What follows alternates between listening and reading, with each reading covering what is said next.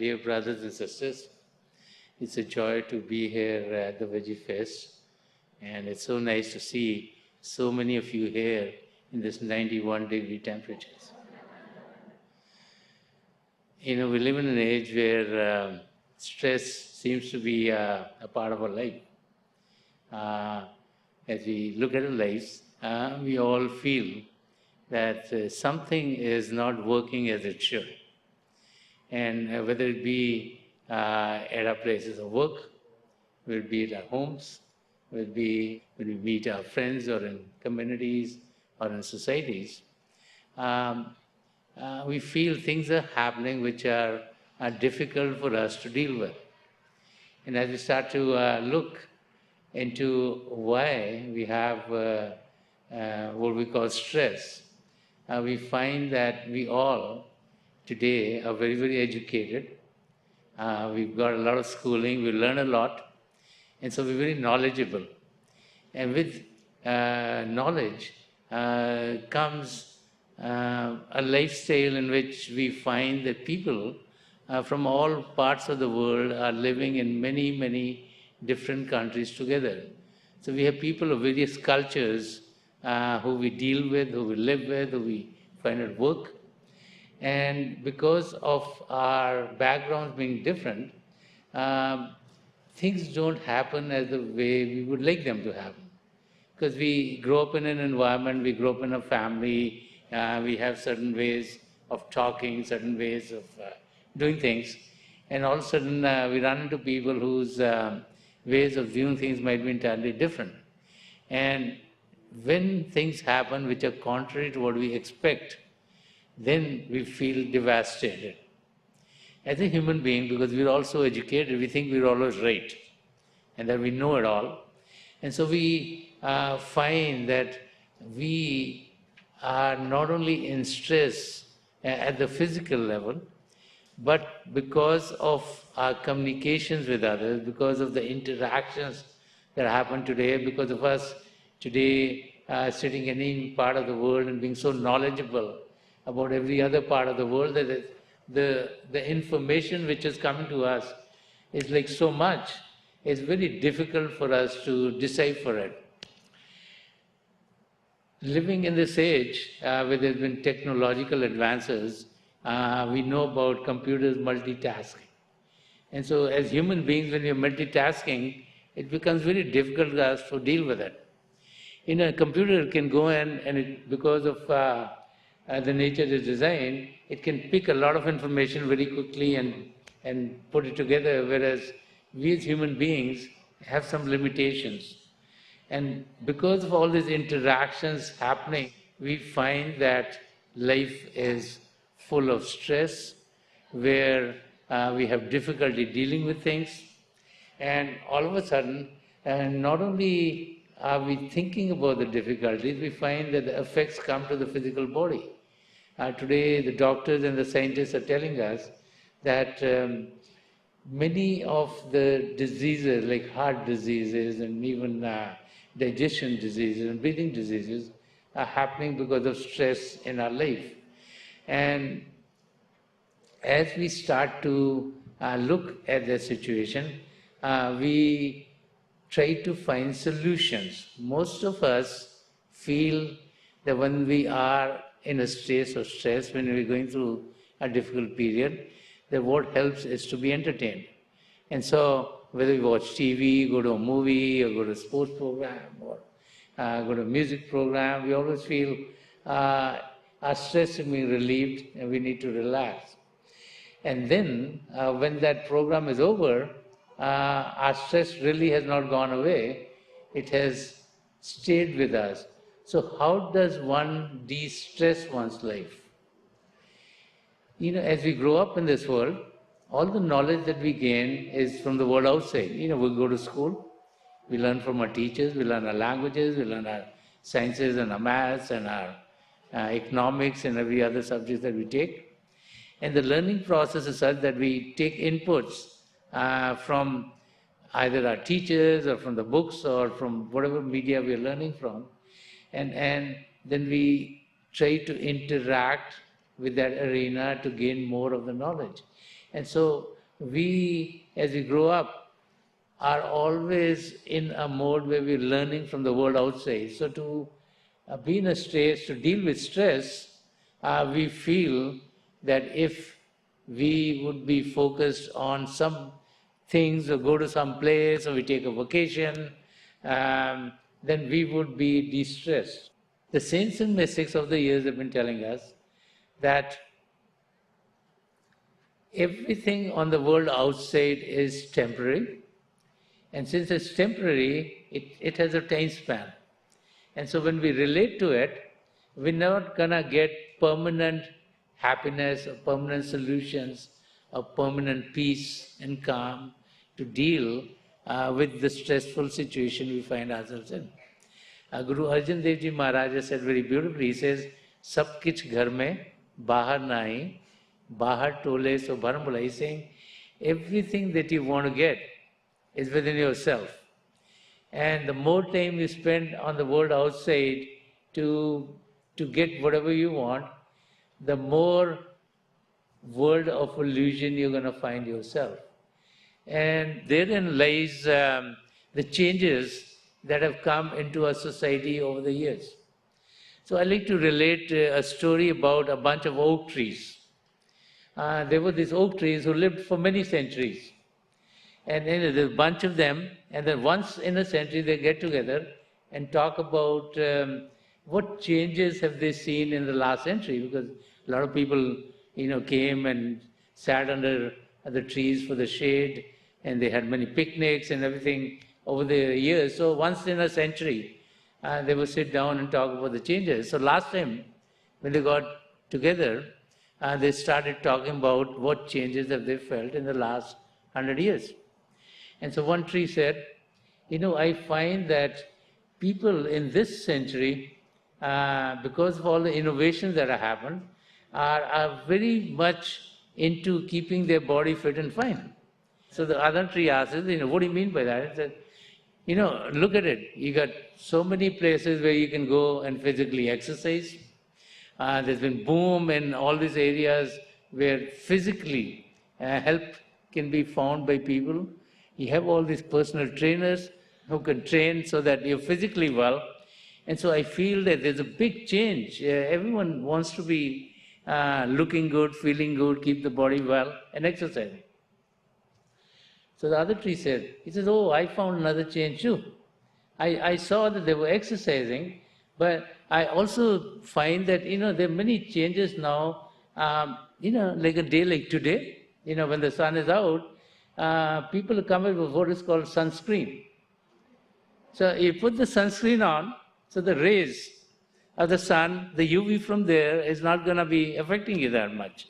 And I see that a lot more in this century. I never saw it in the last century. And so I see all these kids and all these families come and they have a big picnic here. Everyone putting sunscreen and whether it's 50 or 70 or whatever the numbers are, they're trying to use them so that the skin is better. And so a third oak tree is there. It says, I noticed something else too.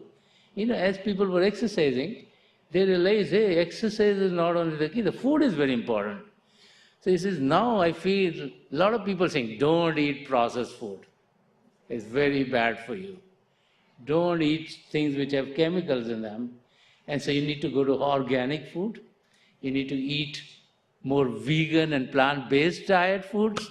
He says, I see many, many people gravitating there. And then one said, I know they're all focused on their bodies and they're providing them with good food and they're making sure that the body's fine and they're making sure they're exercising well.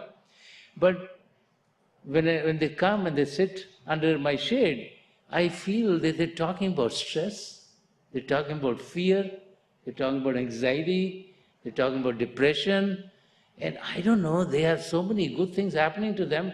Why are in that state? So the another one said, they found out if they want to be happy, if they want to deal with stress, they need to be calm. They need to be quiet.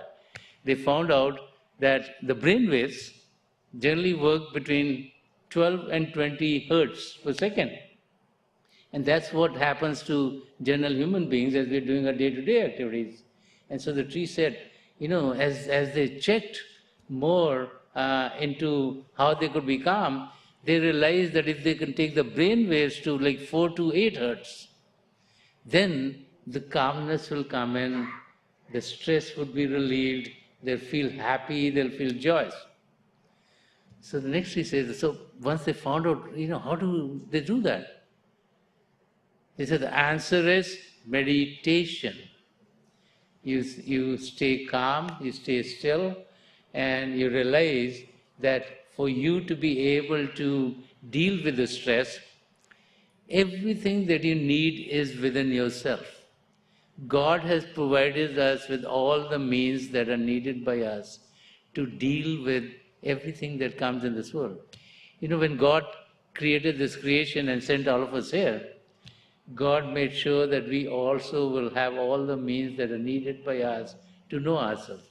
So to meditate, you don't need any external devices. You don't need to go to a special place. You don't need to be doing any special postures. What is needed is to be able to use the faculties that have been provided to us.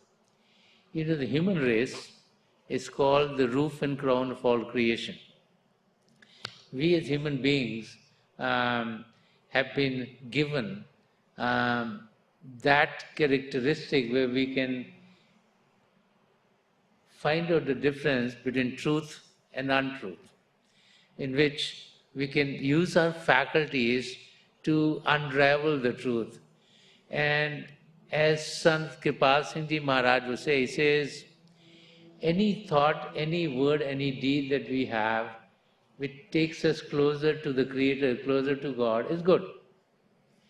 Anything that deviates us from experiencing God or being close to God is bad. And so as we look at our life today, and as we look at the stresses and strains that we all go through on a daily basis, it is important that we realize that calmness and peacefulness and happiness and joy comes into our life when we find the presence of God in our own lives. When we go to a places of worship, we might be in all kinds of trouble, but we feel very peaceful. Why? Because we feel that the presence of God is in our place of worship. And we could be following any faith, we could be following any tradition, but when we go to a place of worship, whether it's a church or a temple or a synagogue or a gurdwara or any other place of worship, we feel very content because inside of us we feel that God is present there, and then when God is there, then we are protected. There's nothing that can go wrong. And so the saints and mystics are telling us that God is with each and every one of us. Our real self is not the physical body that we think it is. Our real self is not a mind, which most people relate to. Our real self is not our brains, that many people think. In reality, what gives us life is our soul. Our soul which is conscious, our soul which is full of the love and light of God, our soul which, while it is in the human body, makes this body works. And so many of us, as we grow, we see our parents and our grandparents physically pass away. But when we look at the body, nothing changes in the body. The length is the same, the width is the same, the features are the same. It's not like one arm is pulled away or one leg is pulled away. So what has happened to the body that we say this person is physically dead? The power behind the body is gone. And that power which makes the body work is what is called the soul or the spirit. And that is what our real self is. Just like we experience a body, through our 5 outer senses, a sense of sight, a sense of hearing, a sense of smell, a sense of taste, and a sense of touch. We're interacting with the world outside. So just like we can experience, this body when we touch ourselves, when we talk to others, we can hear them, when we see them. Just like that, we can experience things at the level of a physical body, we can experience ourselves at the level of our soul. To each and every human being, God has given a gateway to the spiritual regions, and that gateway is here, between and behind the two eyebrows. It's called the single eye, it's called the third eye, it's called the Divya Chakshu, it's called the Nukta Safeda. Different names have been given to this gateway, this opening, which opens into the worlds within. Beyond the physical world are the spiritual worlds. And they're occurring concurrently with this physical region of ours. Those are regions of calm, those are regions of peace, those are regions of tranquility, those are regions of love. And saints and mystics have talked about going on the spiritual journey. Mirabai has said very beautifully. She said, Mira manmani suras salasmani. She said that my mind, which was always focused on the world outside, which always thought that I was just to live on the world outside. She said, when I went on the spiritual journey, on the journey within, then only I realized the realities of our existence. And so meditation is a means by which we can take this spiritual journey. Meditation is a means by which we take our attention away from the world outside and focus it within ourselves. And meditation is a way by which we can experience the peace, the joy, the harmony, and the love, which is within each and every one of us. And as we experience those states of calmness, we find that we can deal with any stressful situation that we find ourselves in a much better manner. It's just like, let's say it's very hot outside today. If you live in an area and you've got air conditioned inside, it could be 91 degrees, could be 110 degrees, it doesn't bother you that much. Because you have found a state in which you're calm and you're cool. It's the same thing with us.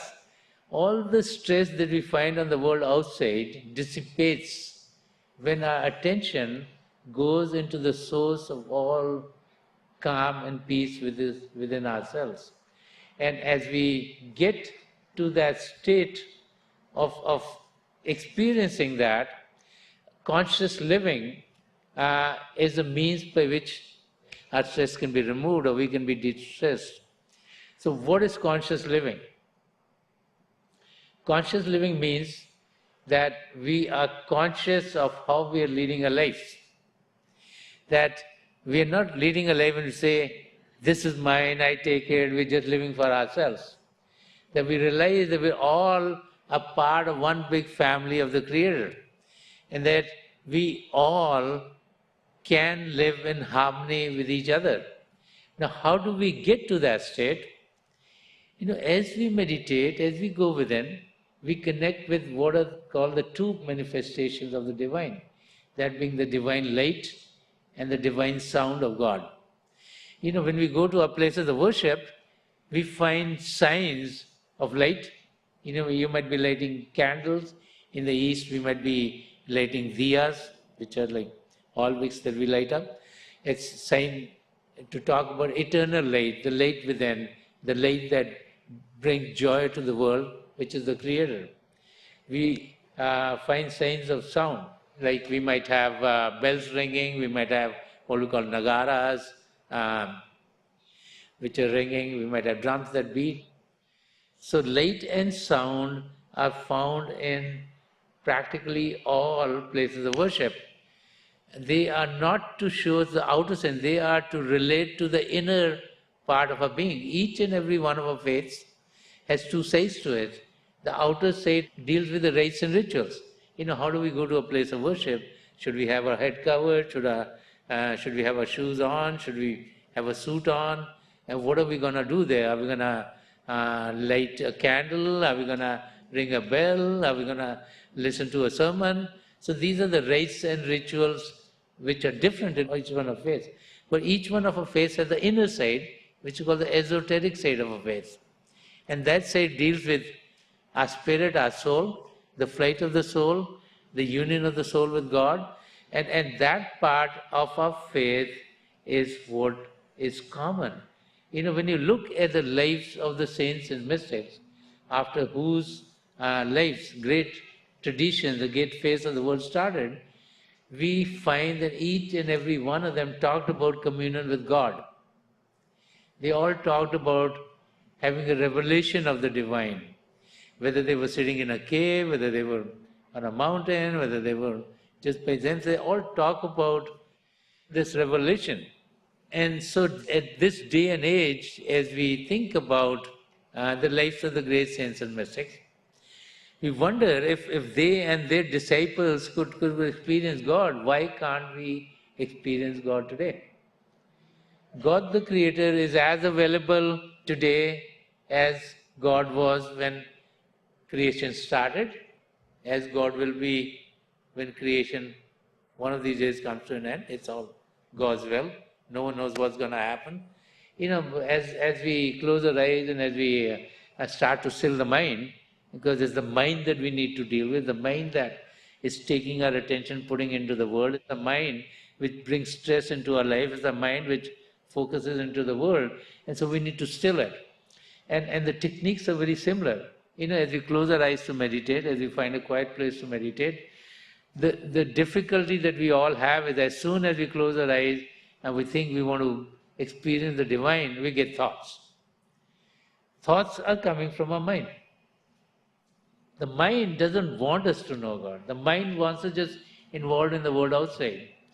The mind wants us to pass this life focusing on the world outside so that we are in this cycle of lives and deaths, that we are transmigrating. The mind doesn't want us to connect with God because it's just a lover of enjoyment. And so it gives us thought. As soon as we sit down to meditate, thought comes in, oh, what am I supposed to do tomorrow? A thought comes in, oh, I met my family member and this is what we talked about.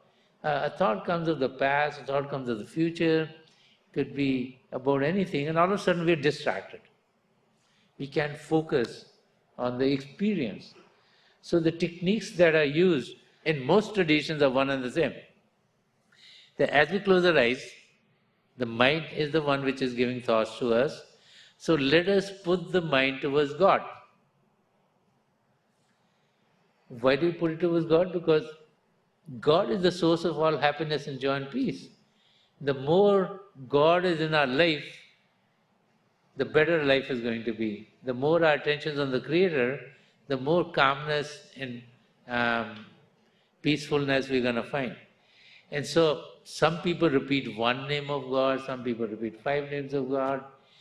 Today, in this day and age, we can use a word which is calming or peaceful because there are many people who don't believe in God. This is with the age of a lot of intelligence getting bigger and bigger and bigger. And so as the intelligence is bigger, we question everything. And so when we question everything and we don't get the answers, then we get devastated. Sometimes I think we have to get to a realization that we realize that not understanding is the real understanding, that we're not going to understand everything. We all think we need to understand everything, but we need to get to an understanding, hey, we can't understand everything because there's so much more there that we don't know about.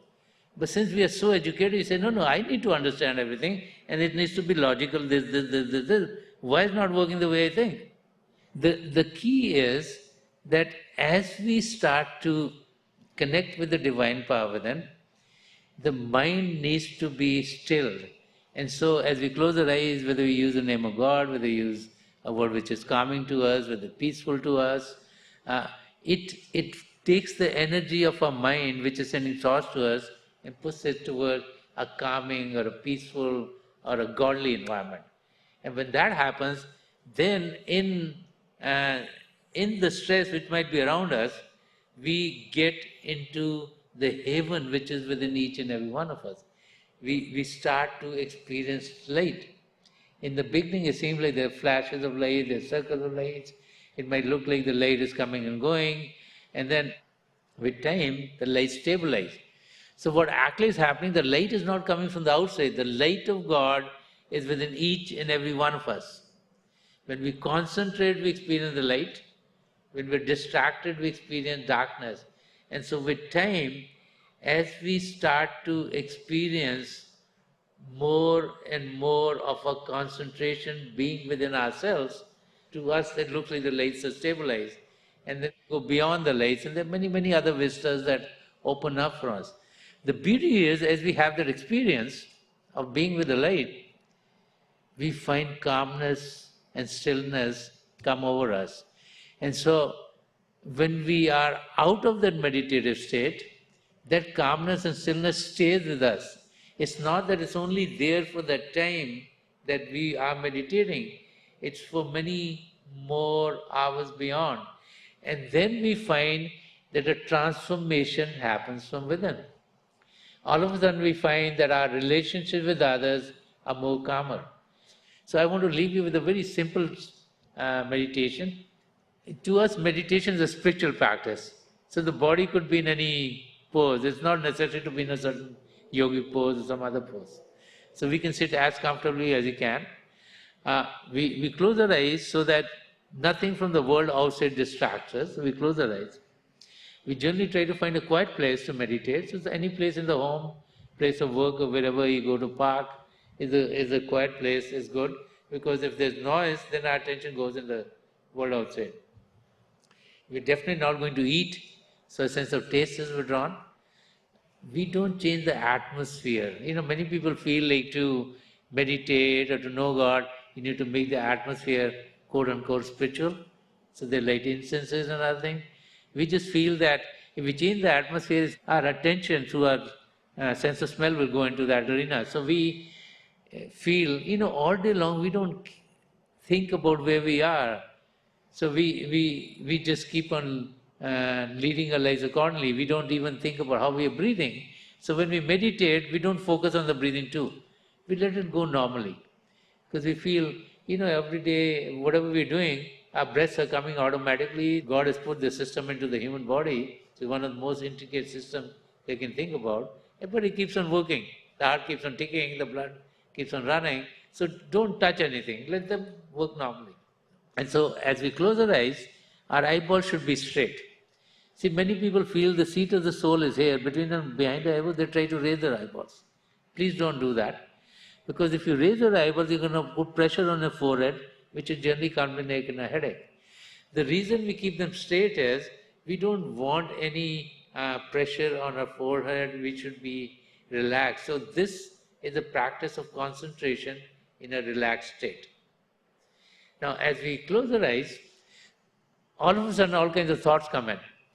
So we use a mental repetition. We don't repeat God's name or a word of peace or calm out loud, because if we repeat it out loud, our ears would hear it, we would be distracted.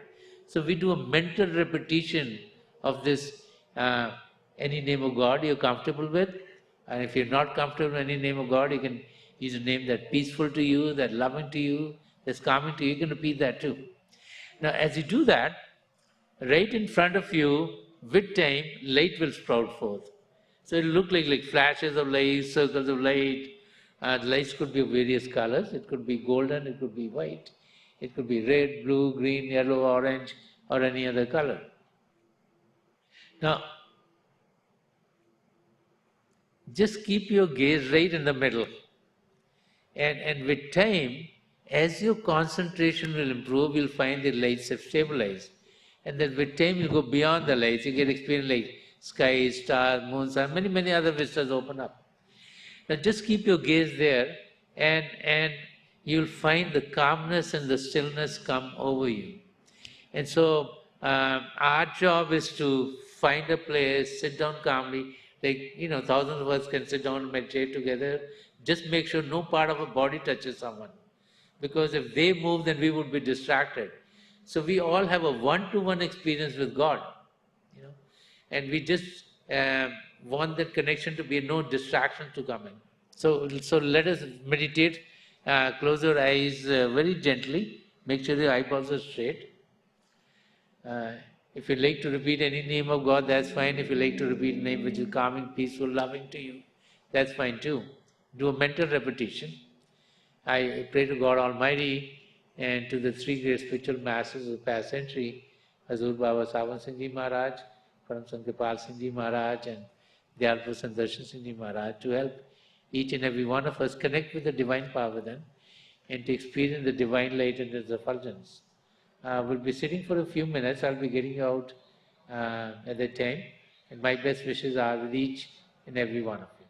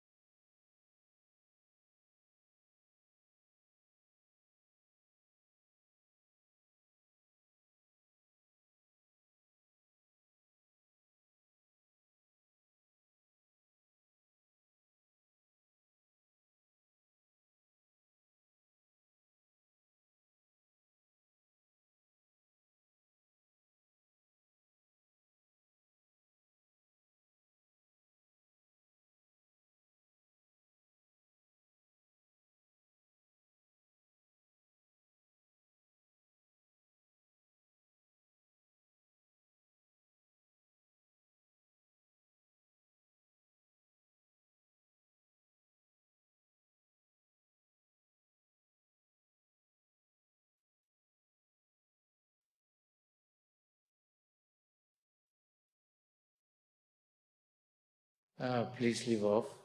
Please leave off.